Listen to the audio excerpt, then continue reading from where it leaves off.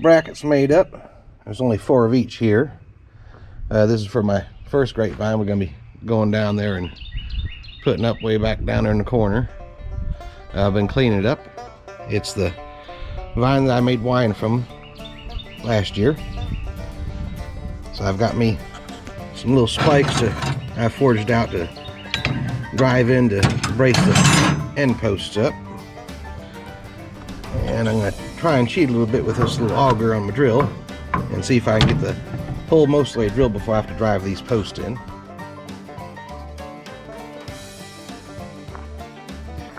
Alright, I've been cleaning out my ditch.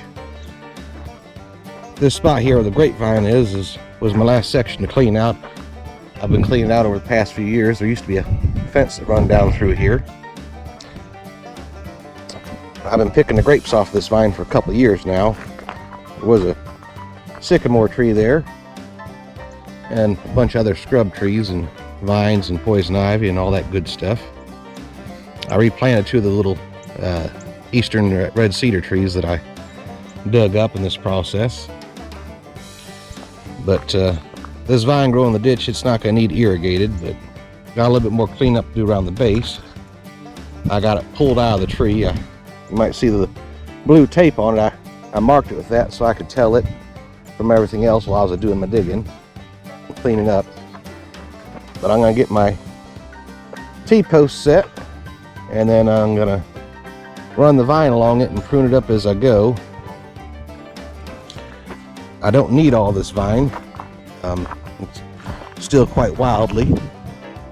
So I'm probably going to take off these 2 down here. And I might keep this split up here. We'll see, because they're quite long and I'll be able to run both down cords. What I do trim off of this, I'm going to attempt to root so I can plant more of these in the fall and get a few more rows up. But we'll see what comes of it. Alright, so I've got my first post set. I got my other end post set on down there. I've already marked my 2 spots here. A little piece of cement at 10 foot. Got another one here at 10 foot. My other 2 posts. I went ahead and lopped off that one large branch of the vine here. And I think before I finish setting my post, I'm going to go ahead and prune this down just to make it easier to tie up once I get those posts set. Alright, well, I've got the grapevine pruned down to just 2 long runners. They make it a little bit past halfway. I don't think they'll go but just a halfway once it's actually mounted up here on the trellis. And I've laid down my tape measure just to double check where I'm going to drill these holes is accurate. So you can see I was a little bit off here. I need to be drilling there at 10 foot. Got this one pretty close to 20 foot, so I can get it set up, and I'm going to start pilot drilling the holes with my little auger. It's my first time using it. One thing about these posts is I kind of estimated how deep I want them when I painted them. I painted the bottoms black. So I'm going to try and bury them all up to this second notch here. That should give me 18 inches in the ground.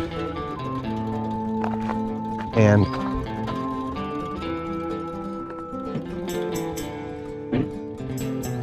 once I get these mounted up here, it should put the grapes, when they're ready to harvest, just about chest height, and the vine should grow up and provide some shade for picking. So you get that hole drilled.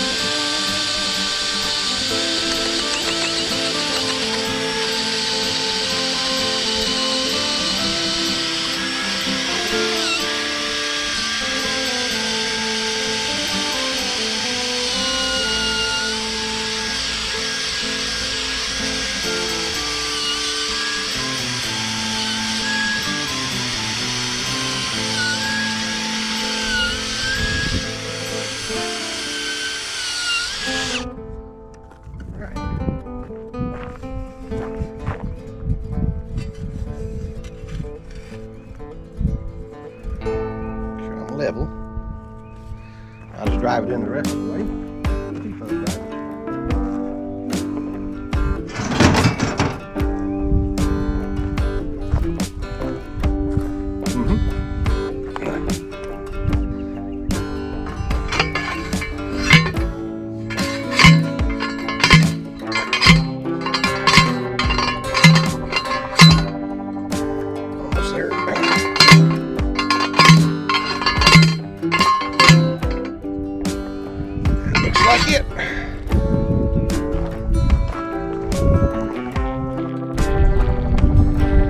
Alright, we're just about done putting the brackets on.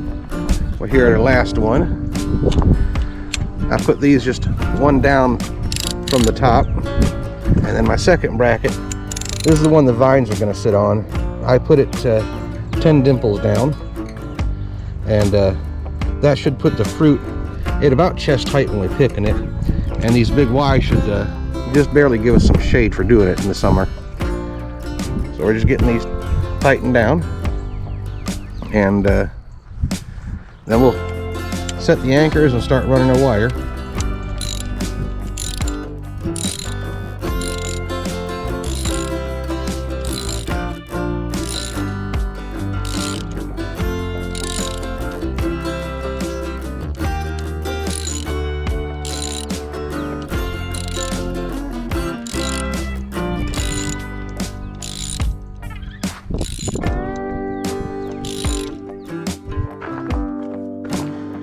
Alright, so we've got our tensioners attached. There's just electric fence wire tensioners. I've driven my anchors all the way into the ground, and we just have the wire looped up over here over this bottom guide, and that's going to keep it nice and sturdy once we get the top wires attached.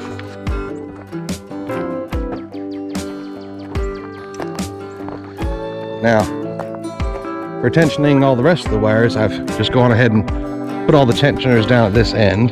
So we're gonna run the wire all the way through all the loops, and then just meet up with them here at the tensioners so we can just get them just as tight as we need to, get everything balanced and straightened out.